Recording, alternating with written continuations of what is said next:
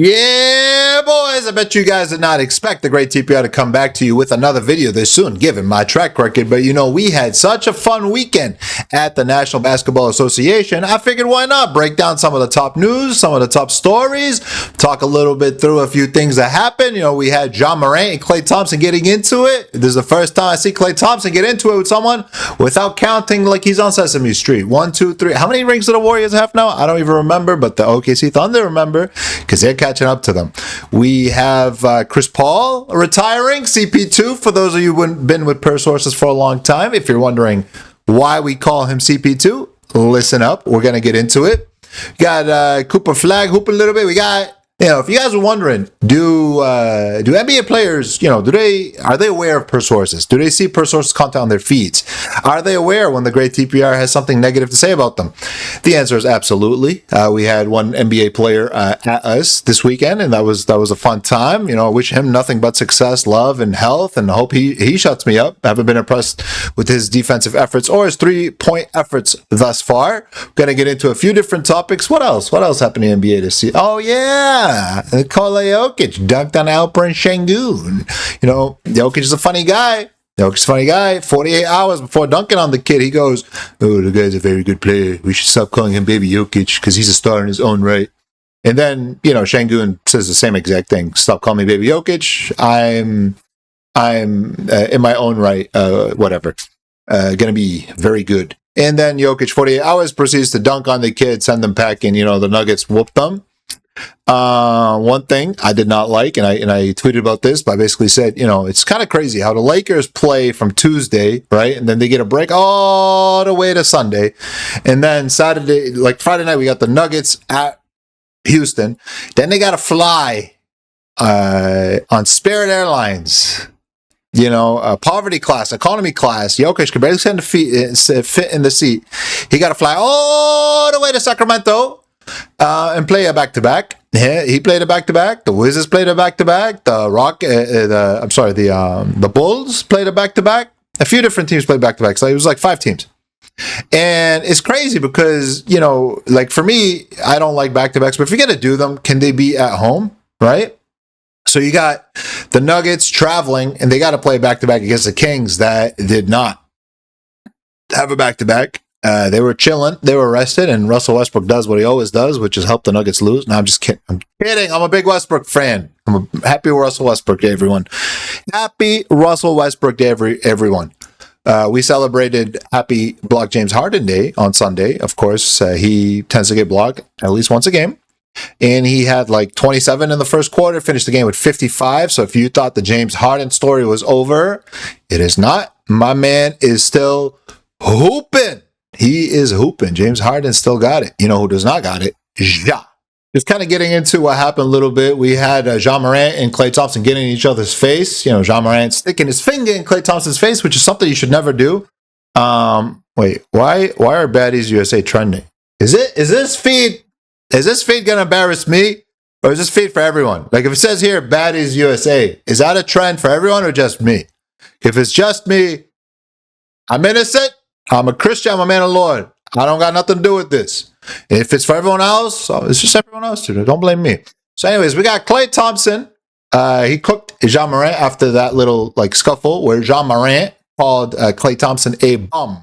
Let me say something to you young people. You don't just call people a bum. All right? You don't just call young people a bum. It's not a good thing to do. It's not very nice. I would not do it personally. So here we got Klay Thompson calling or talking about Ja Morant. It's funny. He cooked him while also lifting him up a little bit, some might say. Some might say he gave us some really good advice. Here we got Klay Thompson, who's mostly known for dating Megan Thee Stallion. Nothing of intelligent depth. It was really just running his mouth. And he's been running his mouth for a long time. And it's funny to run your mouth when you're on the bench. Look, Ja Morant does not take accountability for anything. He hasn't been playing, and he's been doing a lot of bench warming. And if I was Ja Morant, I would have a little bit of shame, a little bit of humility. You're gonna get your second coach fired in a year over your childishness, your childishness. That's a long word. Over your immaturity. So if I'm Ja Morant, I shut the fuck up. I just shut it. I be quiet. I focus on getting healthy, focus on getting my butt back to the court. And it's kind of the story of his career so far. He's been letting out a lot of other stuff get in the way. Jawick, when you're a star, comes with great responsibility, and I hate to see that go to waste. So, Ja Morant needs to grow up. It's a shame to see that level of talent. But when you consider how many people believe in him, how many people root for him, I want to see him return to that, super successful all-star, that fun player to watch. I feel like ever since he said he's not worried about anyone in the West, he's just worried about the Boston Celtics, nobody's been worried about Ja Morant, right? And he's the reason why the Grizzlies stink. And it's not good. It's not good for him. It's not good for Memphis fans. So if I'm Ja Morant, I be quiet. I take Klay Thompson's advice, and I try to right the ship and get my career back on track. Next story, the Atlantic had a lot has happened in the last 25 years. Here are the most significant moments of the 2000s. And they had Blocked by James as number one. A lot of young fans were surprised to see Kobe scoring 81 as a second. A lot of fans were just, I don't think they understand Kobe's greatness. I don't think they grew up in it. I don't think they've left the country, never mind their state or city or whatever. Kobe was him, bro. And he's had a lot of great moments, actually. I could put 10 Kobe moments on this list alone. Kobe. Right? Kobe, I would say, actually, if you want to talk about like one of the biggest encore moments, when Kobe, what's his name? Matt Barnes tried to psych out Kobe. Kobe didn't fall for it. There's a lot of different moments, right? We got Ray Allen from the corner, the Kawhi bounce. That was a big one. The Kawhi bounce was a big one. The 76ers haven't been the same since. Tobias Harris over me. Draymond below the belt. That's a very kind way of describing that. To the people that think that the Draymond got carried or the Warriors, whatever, they really needed him in that game 6. And Draymond not focusing on winning a championship is why they blew a 3-1 lead to Matthew Dellavedova and the Cleveland Cavaliers.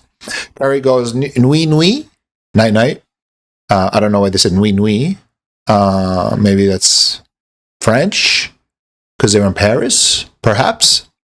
LeBron legacy game versus Boston. Dude, why you gotta remind me of this, dude? I'm having a good day. I'm making a video for the boys. You over here reminding me of this? Why you remind me of this? Why you do this to me, Atlantic? Why you remind me that LeBron had 2 good games against Boston? Why you do this to me? Put Klay Thompson's game over Oklahoma City. He ended the Kevin Durant Thunder. Put that on there. Why you put this? Don't put this. Kobe's final game was big, man. Kobe's final game was a party. Free throw disparity 0-2 Western Conference Finals. Long story short, Shaq shot a lot of free throws. Chris Webber did not. And Dame waves off OKC. It was a good meme, but like Derrick Rose had one too. Like I wouldn't put that there. I would say Cleveland, this is for you. It's a little bit bigger. For those of you wondering what my take on the subject was, the thing that got me blocked by James Harden, which was Ginobili blocking James Harden. No, I don't think that was a top play. What about Ginobili swatting a bat? What about Ginobili swatting another bat? There's a few different Ginobili moments we could talk about. I'm just saying. That's the league MVP getting swatted. I don't know if he was the MVP that year, but I think that was a little bit bigger than Damian Lillard waving off OKC. That was a good Twitter moment, but was it a top 10 moment in the last 25 years? I don't know about that. What about, like, there's so many different moments. So what do you guys think is a top moment in the last 25 years that wasn't mentioned? I'm very curious to see what you guys have to say. By the way, this is basketball perfection for me. Side note, like, look at this, bro. It's so beautiful. So beautiful. Oh, this is what a real basketball fan lives for. Now let's talk about a big moment. Chris Paul announces his retirement from the NBA at the end of this season in a nice video. It's on his social medias. And you guys know me. I don't intend to be a hater. It's just that's what I do sometimes. I don't know if I'm a hater, but I keep it 100. I try to at least, right? And here I had to weigh in. So Chris Paul, at the best, was a very good regular season point guard. I've been calling him CP2 for a decade for a reason. Over a decade. So Chris Paul, aside from that one Phoenix run, second round exit guaranteed or sooner when you have Chris Paul on your team. He was a good point guard. He elevated a lot of teams. But I also saw him choke a lot, and I said this back when he choked with the Clippers. There was like this possession. I wish I could find it. I gotta like look back on the archives. But long story short, he didn't save the ball, and he could have. He just had to flop instead, and the ball went to the other team. I can't remember if it was like the Young Warriors or who it was, but all I could think was, you left it up to chance. Rajon Rondo wins games. And Rajon Rondo will never get the respect and love he got ever since he should get ever since he tore his ACL. After the whatever was it like during the Miami series or after that? Because I remember there was one year against Miami, like he was playing really well, tore his ACL the next year. Rondo never gets the love he deserves, but they call him playoff Rondo for a reason. No one ever called Chris Paul playoff CP, right? No one ever said that. And the second reason why I decided to hate, I guess, on Chris Paul, and to be fair, I waited a day till after he announced his retirement because I was going to do it on the day. But the reason I decided to bring this up is I started seeing people talk about Chris Paul like as a top 3 point guard of all time, top 5, top 10, whatever. I'm curious to hear where you guys think where the quote-unquote point guard, deserves to land on the top point guards list of all time. But for me personally, when I think about the top point guards that ever played this game, you got Irvin Magic Johnson, you got Wardell Stephen Curry, you got Isaiah Thomas, you got Oscar Robertson, or like that type is like Russell Westbrook for me, right, for the modern era. Then you start getting into, man, you got like John Stockton, you got Steve Nash, you have Jason Kidd, you have Bob Cousy. There's so many great point guards to play this game. And even right now, like you got Shai Gilgeous-Alexander, you got James Harden, who's a shooting guard. I think both these guys are shooting guards, but they've been playing a point. You got Luka, bro. You got Luka, right? You got a lot of great point guards. And even if you consider a top 10 now, 10 years from now, you won't. I don't think so. I think he was okay. He was a good regular season point guard. He was a really good regular season point guard. He's one of the best to ever do it. He is an NBA legend. He is a first ballot Hall of Famer. But is he the number one, or I'm sorry, is he a top 3 point guard? Is he a top 5 point guard? I'm not taking him over Kidd. I'm not taking him over Stockton. I'm not taking him maybe over Nash. Definitely not taking him over Luka. I think Luka, when it's all said and done, forget about it. Definitely not over Wardell. For me, not over Westbrook. Not over what Derrick Rose could have been. I'm curious to see where you guys think he should land, because maybe I'm alone on this, but I'm just not the biggest Chris Paul guy. Next topic on the list, we got Derek Queen adding Per Sources. So I put out a few videos, I have many videos, about Derek Queen's defensive IQ, his inability to shoot the 3, and he missed a wide open 3-pointer to tie the game against Dallas. He's been seeing a lot of the criticism I have of him, and Pelicans fans have been coming after me accordingly. And he added me this weekend, right? It was, when was this? November 22, Saturday at 1:55. So this was before his night game. It was a funny moment for the Per Source community. Per Sources has motion, by the way. I just want to put this out there. Like, if you think the Great TPR or Per Sources are falling off, buckle up. Buckle up. Per Source has motion. We're growing on every social media platform. This is the first season in a long time where I'm just grinding for the NBA for you guys. So before, like, I was, but like not like now. Not like something special about this season. I'm having a good time. I'm pushing myself to create like more content for you guys, and I think that's why like I'm watching a lot more NBA. I'm really into it this year. I'm really loving it in a way I just haven't been able to do since I was sick in 2020. Right? I think it's been part of it was like a healing journey for me. Part of it was for me to like really fall back in love with NBA basketball. Not that I ever stopped loving it, but like this year it's just something special. And Per Sources has motion. I just want to remind you guys of that. Per Sources has motion. We're growing. I don't want to flex on you guys, but you know, we gained. We're up to 117,000 Instagram followers. We were at 116. Just saying, we're growing. Let's not discuss the fact that we were at 124 at one point. We're growing, and that's motion to me. Let's do a quick little around the NBA just to see where everything is at this time of the year. We got the Pistons win 12, the Raptors win 7. That's very impressive, because to start the year, I was just saying, like, man, I am not that impressed with Scotty Barnes. I think like there's a step he should take that he hasn't taken yet. Well, this season he decided to take it, which I'm happy to see. I'm happy to see look, dude. Raptors fans are actually good fans. They deserve the success they're having, and so are Pistons fans. Man, it's been so long since I've been able to say I love watching Pistons basketball. You might have to go back to the Chauncey Billups teams, honestly.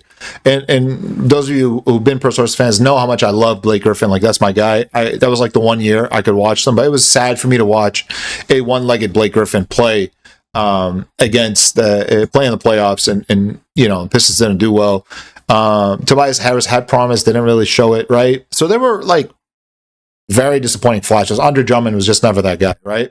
So to see Cade Cunningham do so well, then we got Raptors are doing well. We got Jalen Duren, dude. What a guy, man. How much do I love Jalen Duren? I cannot even begin to tell you guys how much I love that kid. So we got the Pistons 14-2, Raptors 12-5, Cavaliers, talked about them a lot in my last video, at 12-6. Miami Heat 11-6. Look, man, Heat have won 4 straight. They find ways. They find ways to win games. The Hawks 11-7. They're winning. They're better without Trae Young. Time to move them. Knicks 9-6. They're okay. You know, without Brunson, they're like, they're okay. You know, Bulls 9-7, a little bit better. 76ers 9-7. They're 7th. Or 8th. I really hope Joel Embiid gets healthy soon, because that team is fun. I think they lost last night. I didn't see VJ Edgecombe, to my knowledge. Forgive me, I'm a boomer. My memories, I didn't see VJ Edgecombe. I saw Maxey, stud. Paul George, okay. You really need Maxey and Edgecombe to win games, especially against the Miami Heat. But would love to see Embiid come back. Also, you have other guys like their TikTok dancing rookie. He's not a rookie anymore, but as he gets healthier, he's going to get better. And then you have Kelly Oubre needs to come back healthy. So there's a few things going on there. Orlando Magic, they've played the Celtics for the 11th time this season. I swear, every time I turn on a Celtics game, they're playing the Magic for some reason. Got their butts whooped. Celtics, look, man, they can score the heck out of that basketball. Bucks need Giannis. Hornets need Jesus. Brooklyn Nets, Indiana Wizards. See y'all in the draft. 14 straight losses for the Wizards. Nice. Going to the Western Conference, boys. We got the Oklahoma City Thunder. 9 straight wins. All right, they're 17-1. They're coming after the Warriors record. J-Dub hasn't even played this season, man. They're scary. And we're in a situation where they could have 3 first-round draft picks. They could have the number 1 overall draft pick next year. They own so many draft picks from different teams that are not that good. It's insane that the Paul George, Shai Gilgeous-Alexander trade continues to haunt the Clippers till this day. The rich get richer. LeBron James is 2-0 with the Lakers. He almost blew it last night with his wild 3. The Le FU 3. Always a good shot. But they didn't go in last night. It was a far rebound. Markkanen hits the 3. It was a tough one. Nuggets lost a back-to-back against the Kings, but they are 8-2 in the last 10, so they look good. The Houston Rockets, they are 8-2 in the last 10. Look, they look tough. They look good against the Nuggets, but you can't help but feel like they have a lot of money tied up in Fred VanVleet on the bench. It'd be curious to see if they can do something for Kyrie Irving or maybe another guard out there. Spurs, good team, need Wembanyama. 76er, Suns. There's something interesting about NBA basketball. How is it a team can replace Kevin Durant with Dillon Brooks and become much better? They look a lot better. And sometimes you have to understand that you can't stack stars. You have to build a team. You have to balance the roster. You have to have different guys that can do different things. Obviously, they got rid of Bradley Beal as well. It's not like a Kevin Durant versus Dillon Brooks thing. It's more about, I like what the Suns are doing. It's a lot to do with team balance, roster balance. They still need to get Jalen Green back, but they look good, man. They look fun.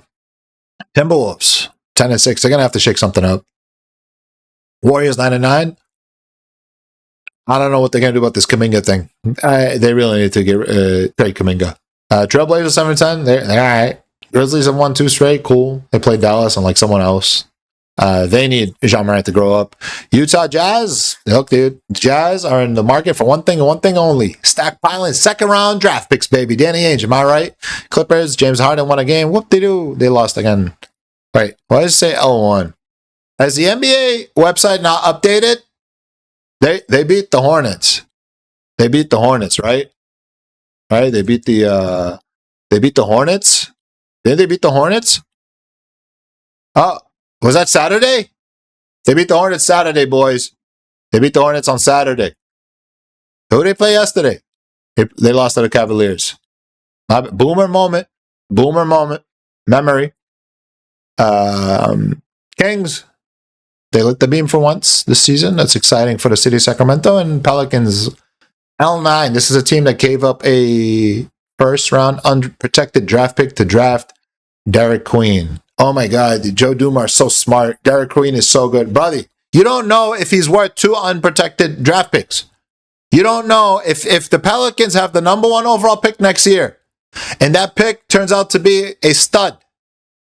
Is Derek Queen still worth that? Is he worth that? Am I asking a crazy question here? It's not about is Derek Queen good or not. He is good. But is he worth what could be the number 1 overall pick next year, which people tell me is a really good draft? I don't watch college basketball, but I hear he's really good. Whoever it is Derek Queen worth that? That's just my question. Can I ask a question? All right, boys, wrapping up a little screen sharing here back at the $5 million studio. The Great TPR Per Sources here. Look at the studio, man. It's such a nice studio. You know, it's I have little gadgets and stuff I can do. Like if I press this button here, the screen will pop up. We're working on that button, boys. Technical difficulties. The screen, you know, the $1 million screen is supposed to like switch this way, but we're working on it. You know, it's a work in progress. Trust that as these videos go along, we'll get better. Like today, I did a screen share. That's pretty cool, right? Right? I haven't done that before. I've only done one of these before, but still, it's pretty cool. So yeah, I just want to recap this past weekend. Let me know if you guys have any story you want me to discuss on the next video, anything going on in your lives. You want to ask me any questions about your favorite NBA team, let me know. Anyways, thank you for tuning in. This is Per Sources, the Great TPR. Remember, Per Sources misses nothing.